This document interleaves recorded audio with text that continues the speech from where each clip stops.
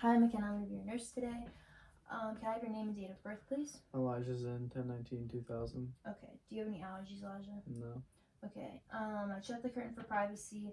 I'll be keeping you safe the whole time today and making sure I explain to you what I'll be doing. So today we're going to be doing an enema.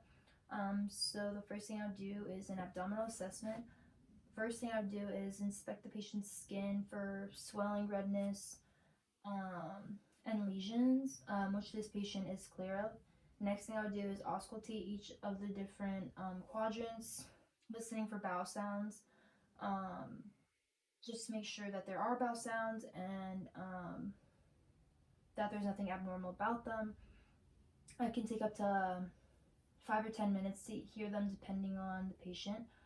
The last thing I would do is palpate, so I'd push 1 to 2 inches in on the patient's skin around each different quadrant in a circular motion, feeling for any lumps or bumps, which this patient has none of.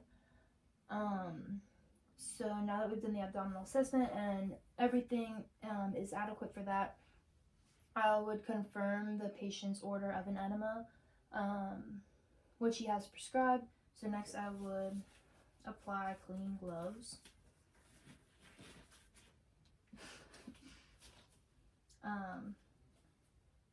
So the first thing I would do is to prep the enema. I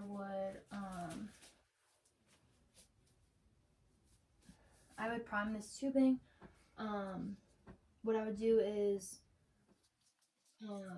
let the fluid flow through the tubing, just to clear all the air out of it, and just so that the patient has more fluid than air going into their rectum once it's entered. The enema bag is 1,000 to 1,500 milliliters of lukewarm water and should be kept 18 inches above the patient's rectum once it's inserted. So now that I've primed the tubing, I would add the soap into the enema bag and I would massage this to just mix it up and make sure that it's mixed well. So once that's mixed, I would have the patient turn onto their left side. So can I have you turn to the left side for me? Okay, so now the patient's on the left side, I would lubricate the tubing and a couple inches with water-soluble lubricant.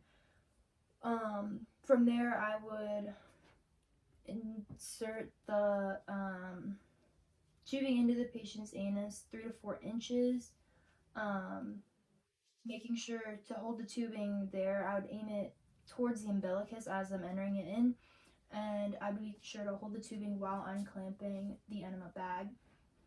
I would let the fluid flow into the patient's rectum until they are comfortable or uncomfortable, I guess, and want it to stop. So then I would clamp the fluid back off and remove the tubing out of the patient.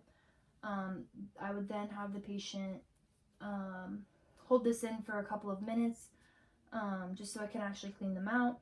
And then when they're ready to go to the bathroom, I would help them to the toilet or give them a bedpan to go to the bathroom in. Once they do go to the bathroom, I would examine the stool just to make sure that the fluid is clear or that all the soap suds are being removed.